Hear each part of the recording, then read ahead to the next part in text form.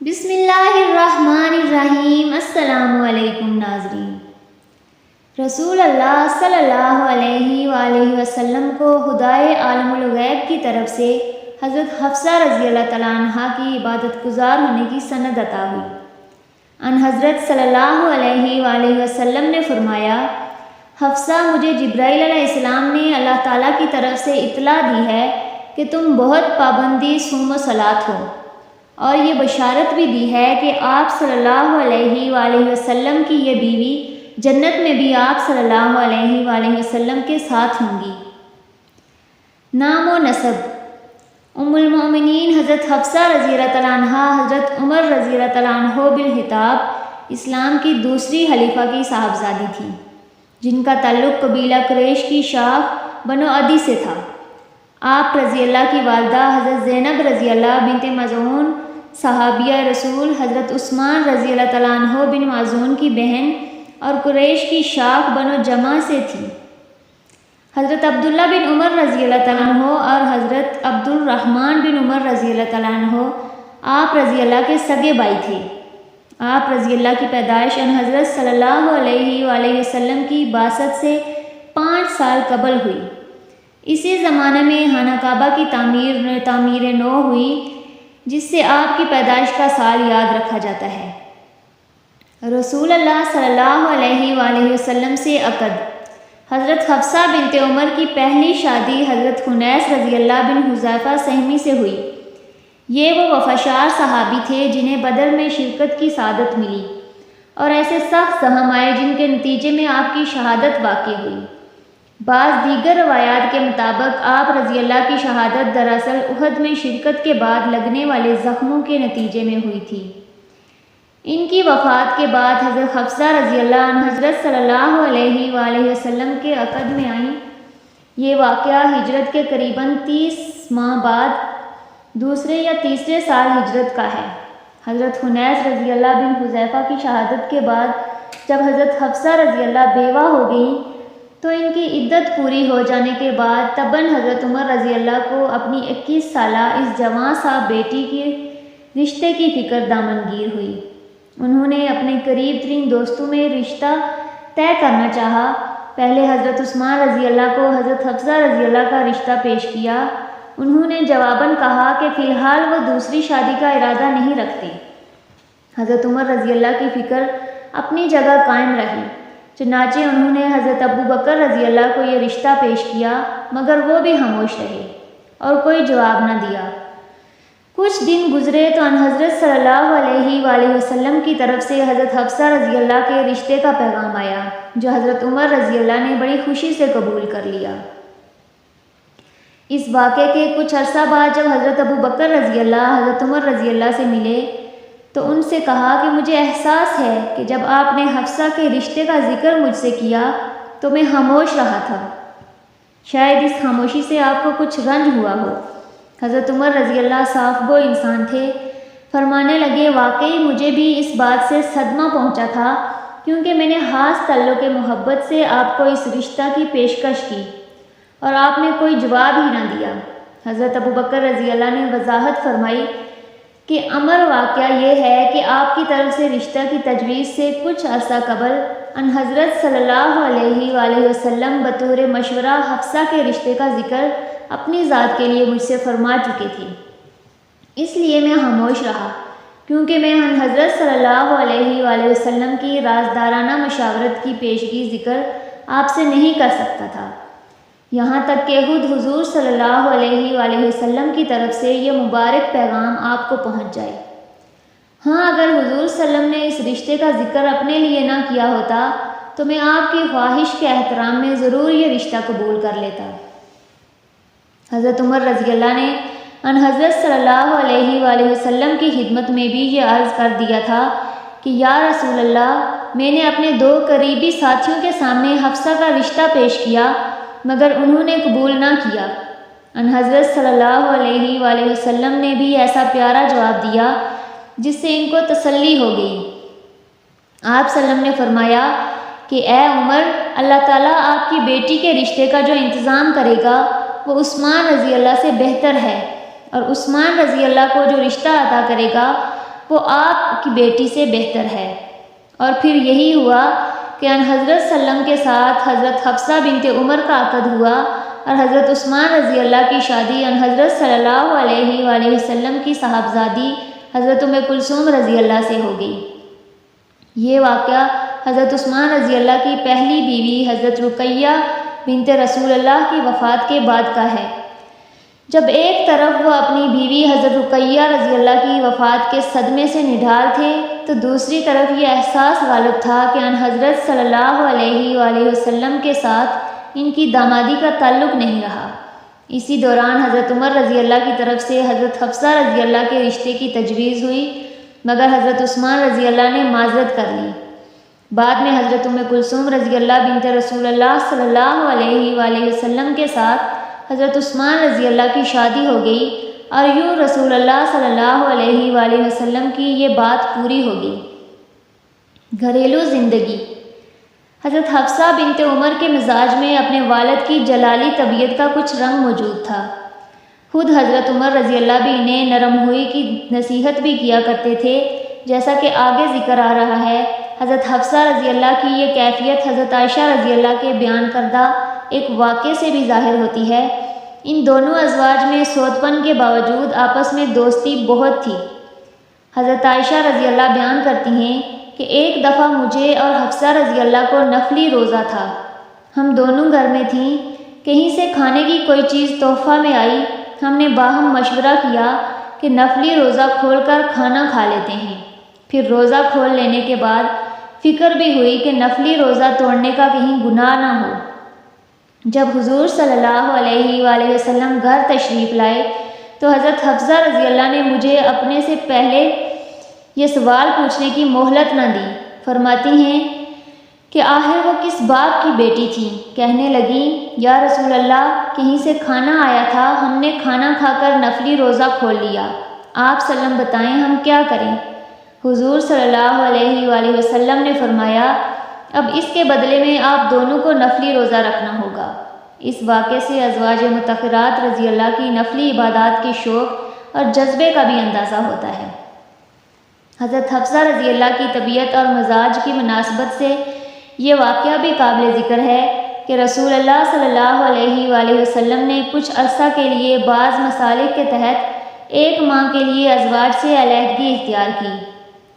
اس دوران مشہور ہو گیا کہ آپ نے بیویوں کو طلاق دے دی ہے۔ انہی دنوں کی بات ہے کہ حضرت عمر کی بیوی نے کسی معاملے میں انہیں مشورہ دینا چاہا تو وہ سخت خفا ہوئے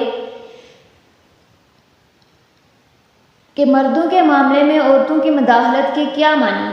تب ان کی بیوی کہنے لگی کہ آپ کی اپنی بیٹی حفصہ تو رسول اللہ صلی اللہ علیہ وآلہ وسلم کے آگے بولتی اور ان کو جواب دیتی ہے، یہاں تک کہ بعض دفعہ رسول کریم صلی اللہ علیہ وآلہ وسلم سارا دن اس سے ناراض رہتے ہیں۔ حضرت عمر کو یہ بات سخت ناگوار ہوئی اور وہ فوراً اپنی بیٹی حفصہ رضی اللہ کی خبر لینے ان کے گھر پہنچ گئی اور پوچھا کہ کیا تمہارے آگے سے بولنے کی وجہ سے رسول اللہ صلی اللہ علیہ وآلہ وسلم بعض دفعہ سارا دن تم سے ناراض رہتے ہیں؟ انہوں نے عرض کیا، ہاں بعض دفعہ ایسا ہو جاتا ہے۔ آپ نے فرمایا، یاد رکھو عائشہ کی ریس کرتے ہوئے تم کسی دن اپنا نقصان نہ کر لینا۔ پھر حضرت عمر رضی اللہ اپنے رشتہ دار اور حضور صلی اللہ علیہ وآلہ وسلم کی دوسری زوجہ مطہرہ حضرت ام سلمہ کو بھی یہی نصیحت کرنے چلے گئے۔ انہوں نے بھی کیا خوب جواب دیا کہ اے عمر، اب رسول اللہ صلی اللہ علیہ وآلہ وسلم کے گھریلو معاملات میں بھی آپ مداخلت کرنے لگے ہو؟ کیا اس کے لیے خود رسول اللہ صلی اللہ علیہ وآلہ وسلم کافی نہیں ہے؟ حضرت عمر بیان فرماتے ہیں کہ میں خاموشی سے واپس چلا آیا اور اسی وقت یہ واقعہ ان حضرت صلی اللہ علیہ وآلہ وسلم کو جا سنایا، جس پر آپ صلی اللہ علیہ وسلم پریشانی کے اس عالم میں بھی خوب محظوظ ہو کر مسکراتے رہے۔ واقعہ طلاق۔ حضرت عبداللہ بن عباس رضی اللہ حضرت عمر رضی اللہ سے روایت کرتے ہیں کہ نبی کریم صلی اللہ علیہ وآلہ وسلم نے حضرت حفصہ رضی اللہ کو طلاق دی اور پھر رجوع فرما لیا۔ حضرت انس رضی اللہ بن مالک سے بھی روایت ہے کہ رسول اللہ صلی اللہ علیہ وآلہ وسلم نے جب حضرت حفصہ رضی اللہ کو طلاق دی تو آپ صلی اللہ علیہ وسلم کا رجوع کا حکم ہوا اور آپ صلی اللہ علیہ وسلم نے رجوع فرما لیا۔ قیس بن زید سے روایت ہے کہ حضور صلی اللہ علیہ وآلہ وسلم نے ایک دفعہ حضرت حفصہ رضی اللہ کو طلاق کا ارادہ کیا۔ اتفاق سے اس موقع پر حضرت حفصہ رضی اللہ کے ماموں کا ان کے گھر آنا ہوا تو وہ بے اختیار رو پڑی اور کہنے لگی، خدا کی قسم یہ مت سمجھنا کہ کسی اکتاہٹ یا بیزاری کی وجہ سے ان حضرت صلی اللہ علیہ وآلہ وسلم نے مجھے طلاق دی ہے، اور جیسا کہ ارشاد ربانی ہے، یعنی اے نبی جب تم طلاق دو عورتوں کو تو ان کو طلاق دو ان کی عدت پر اور گنتے رہو۔ اس وقت تک حضور صلی اللہ علیہ وسلم نے صرف پہلی طلاق کا ہی ذکر فرمایا تھا، جس کے بعد رجوع کا امکان تو باقی تھا، مگر رسول اللہ صلی اللہ علیہ وآلہ وسلم سے کسی شکایت کے بجائے وہ ان حضور صلی اللہ علیہ وآلہ وسلم کا دفاع کرتے ہوئے ذمہ داری اپنے سر لے رہی تھیں، جس سے ان کا جذبہ فدائیت ظاہر و باہر ہے۔ در اثناء حضور صلی اللہ علیہ وآلہ وسلم گھر تشریف لائے تو حضرت حفصہ رضی اللہ اپنی چادر سنبھالنے لگیں۔ رسول اللہ صلی اللہ علیہ وآلہ وسلم نے فرمایا، جبرائیل علیہ السلام میرے پاس آئے اور مجھے کہا کہ حفصہ سے رجوع کر لیں، وہ روزہ رکھنے والی اور بہت عبادت گزار ہیں اور یہ جنت میں بھی آپ صلی اللہ علیہ وسلم کے ساتھ ہوں گی۔ بلا شبہ اللہ تعالیٰ کی طرف سے حضرت حفصہ رضی اللہ کے حق میں یہ ایک عظیم و شان گواہی ہے، جس سے آپ رضی اللہ کے روحانی مقام کا بھی اندازہ ہوتا ہے۔ دوسری روایت میں ذکر ہے کہ حضرت حفصہ رضی اللہ کی طلاق کی اطلاع جب حضرت عمر رضی اللہ کو پہنچی تو انہوں نے سخت فکر مندی اور گھبراہٹ کے عالم میں اپنے سر میں ہاتھ ڈال کر کہا کہ جب میری بیٹی رسول اللہ صلی اللہ علیہ وآلہ وسلم کے عقد میں نہیں رہی تو اللہ تعالیٰ عمر رضی اللہ کی کیا پرواہ کرے گا۔ حضرت عمر رضی اللہ کا یہ رد عمل ان کی کمال عاجزی اور انکساری کے ساتھ محبت رسول کو بھی ظاہر کرتا ہے۔ الغرض حضرت عمر رضی اللہ اپنی تمام تر جرات اور حوصلہ مندی کے باوجود بہت فکر مند ہوئے کہ یہ رشتہ نہ رہا تو خدا معلوم کیا بنے گا۔ اللہ تعالیٰ نے ان کی التجا سنی، چنانچہ دوسری روایت کے مطابق ان حضرت صلی اللہ علیہ وآلہ وسلم نے اس موقع پر یہ بھی فرمایا تھا، اللہ تعالیٰ نے مجھے حفصہ رضی اللہ سے رجوع کا حکم دیا ہے، اور اس کا ایک سبب حضرت عمر رضی اللہ پر اللہ تعالیٰ کی رحمت اور شفقت کا اظہار بھی ہے۔ چنانچہ آپ صلی اللہ علیہ وسلم نے طلاق سے رجوع کر لیا۔ یہ واقعہ طلاق صحائح ستہ کی کتب ابو داؤد، نسائی، ابن ماجہ اور دیگر کتب طبرانی اور ابن سعد وغیرہ میں مذکور ہے، جو جائے اعتراض نہیں، کیونکہ عام حالات میں طلاق کی ناپسندیدگی کے باوجود عند ضرورت یہ ایک جائز اور حلال امر ہے، اور نہ صرف خلاف تعلیم قرآن نہیں بلکہ اخلاقی لحاظ سے بھی اس میں کوئی برائی نہیں، بلکہ تقویٰ کے لحاظ سے ایسی کارروائی پر عند العقل بھی کوئی اعتراض نہیں۔ حضرت مسیح موعود علیہ السلام نے اصولی اور عقلی طور پر رسول اللہ صلی اللہ علیہ وآلہ وسلم کے ارادہ طلاق کا جواز حضرت سودا رضی اللہ کے حق میں تسلیم کرتے ہوئے فرمایا ہے، اس میں بھی کوئی برائی نہیں اور نہ یہ امر کسی اخلاقی حالت کے خلاف ہے، کیونکہ جس امر پر عورت مرد کے تعلقات محالتت موقوف ہیں، اگر اس میں کسی نوع سے کوئی ایسی روک پیدا ہو جائے کہ اس سبب سے مرد اس تعلق کے حقوق کی بجاوری پر قادر نہ ہو سکے، تو ایسی حالت میں اگر وہ اصول تقویٰ کے لحاظ سے کوئی کارروائی کرے تو عند العقل کچھ جائے اعتراض نہیں۔ حشیت: حضرت حفصہ رضی اللہ نے رسول اللہ صلی اللہ علیہ وآلہ وسلم سے دجال کے بارے میں جو کچھ سنا تھا اس پر ایسا پختہ ایمان اور یقین تھا کہ شبہ کی بنا پر بھی اس سے خائف رہتی تھی۔ مدینہ میں ایک مشتبہ حال مجذوب سا شخص ابن سیاد تھا۔ اس میں دجال کی بعض نشانیاں پائی جانے کی خبر سن کر اس اندیشہ کا اظہار فرمایا کہ کہیں وہی دجال نہ ہو۔ رسول کریم صلی اللہ علیہ وآلہ وسلم بھی حقیقت حال معلوم کرنے اس کے جائے رہائش تشریف لے گئے اور اس سے کچھ سوالوں کے جواب پوچھ کر فرمایا کہ تم اپنی اس حد سے آگے نہیں بڑھ سکتے۔ رسول اللہ صلی اللہ علیہ وآلہ وسلم کی وفات کے بعد کا واقعہ ہے کہ ایک دفعہ مدینہ کے کسی گلی میں آپ رضی اللہ کے بھائی عبداللہ کا ابن سیاد سے سامنا ہو گیا۔ انہوں نے اس سے کوئی ایسی بات کہہ دی جس سے وہ سخت طیش میں آ گیا اس کی رگیں پھول کر حالت غیر ہو گئی۔ اس کے اظہار غصہ کی کیفیت کو دیکھ کر گلی لوگوں سے بھر گئی۔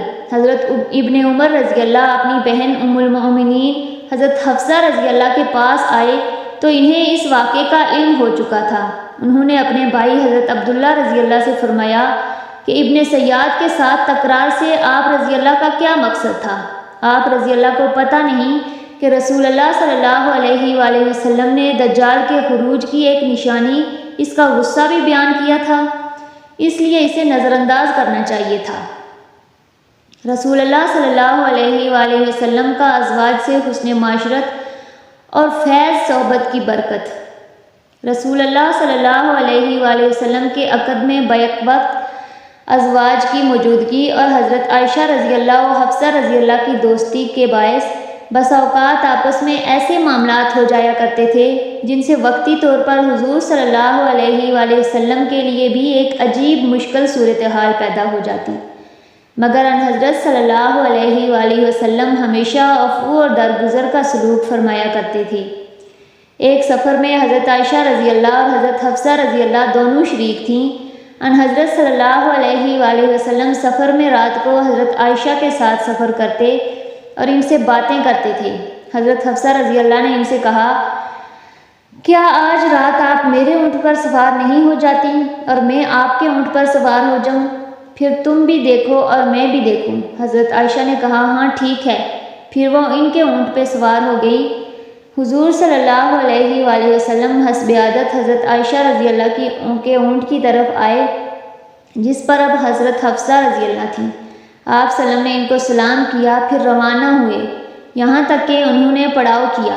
ادھر حضرت عائشہ رضی اللہ کو رسول اللہ صلی اللہ علیہ وآلہ وسلم کی جدائی کا احساس ہوا، چنانچہ پڑاؤ کی جگہ انہوں نے گھاس پر اپنے پاؤں رکھ دیے اور کہتی رہیں کہ اے میرے رب، مجھ پر کوئی بچھو یا سانپ مسلط کر دے جو مجھے کاٹ لے۔ میں ان حضور صلی اللہ علیہ وآلہ وسلم کو کوئی جواب دینے کی طاقت نہیں رکھتی، مگر یہ ان حضرت صلی اللہ علیہ وآلہ وسلم کا ہی اعلیٰ ذوق تھا کہ آپ نے دونوں ازواج سے درگزر فرمایا۔ ازواج کی کبھی کبھار باہمی مناقشت کو ان حضرت صلی اللہ علیہ وآلہ وسلم کمال حکمت عملی سے دور فرما دیتے تھے۔ ایک دفعہ حضرت حفصہ رضی اللہ نے حضرت صفیہ رضی اللہ کو طعنہ دے دیا کہ تمہارا تعلق تو یہودی قبیلے سے ہے اور تم یہودیوں کی اولاد ہو۔ اس پر وہ رونے لگیں۔ حضور صلی اللہ علیہ وسلم گھر تشریف لائے تو حضرت حفصہ رضی اللہ کو روتے دیکھ کر فرمایا، تمہیں کیا ہوا؟ آپ رضی اللہ نے رسول اللہ صلی اللہ علیہ وآلہ وسلم سے حضرت حفصہ رضی اللہ کی اس بات کا ذکر کیا کہ وہ کہتی ہیں کہ ہم قریش کے خاندان سے ہیں اور تم یہودیوں کی بیٹی ہو۔ حضور صلی اللہ علیہ وسلم نے فرمایا، تم ایک نبی ہارون علیہ السلام کی بیٹی ہو اور تمہارے چچا حضرت موسیٰ علیہ السلام بھی نبی تھے اور تم خود نبی کی بیوی ہو، پھر وہ حفصہ تم پر کس طرح فخر کر سکتی ہیں؟ یعنی میرا تو 3 نبیوں سے تعلق بنتا ہے اور تم ایک نبی کا تعلق مجھ پر جتلا رہی ہو۔ پھر آپ صلی اللہ علیہ وسلم نے فرمایا، اے حفصہ، اللہ کا تقوی اختیار کرو۔ اسی طرح کے ایک واقعے کی تفصیل حدیث میں یوں مذکور ہے کہ ان حضرت صلی اللہ علیہ وآلہ وسلم کسی بیوی کے ہاں شہد کا شربت پینے کے لیے ٹھہر گئے، جہاں آپ صلی اللہ علیہ وآلہ وسلم کو کچھ تاخیر ہو گئی۔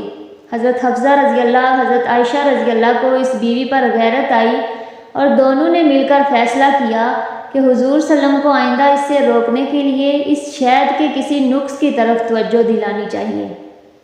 چنانچہ حضور صلی اللہ علیہ وسلم جب ان کے ہاں ملاقات کے لیے تشریف لے گئے تو پہلے حضرت حفصہ رضی اللہ نے عرض کیا، یا رسول اللہ، آج آپ صلی اللہ علیہ وسلم نے کوئی بودار شہد پیا ہے؟ شاید اس کی مکھی فلاں بوٹی پر بیٹھتی اور اس کا رس چوستی ہوگی۔ پھر آپ حضرت عائشہ رضی اللہ کے ہاں گئے تو انہوں نے بھی ایسا ہی ذکر کر دیا۔ ان حضرت صلی اللہ علیہ وآلہ وسلم نے اپنی نفاست طبع کے باعث کہ کسی کو مجھ سے تکلیف نہ پہنچے یہ عہد کیا کہ میں آئندہ کبھی شہد نہیں پیوں گا۔ چنانچہ سورہ تحریم میں ارشاد ہوا، یعنی اے نبی، اس چیز کو محض اپنی بیویوں کی خواہش کی خاطر اپنے لیے کیوں حرام کرتا ہے جو خدا تعالیٰ نے آپ کے لیے حلال کی ہے۔ اگر آپ کو آج کی ویڈیو اچھی لگی ہو تو لائک، شیئر اور سبسکرائب ضرور کیجیے گا۔ حضرت صلی اللہ علیہ وآلہ وسلم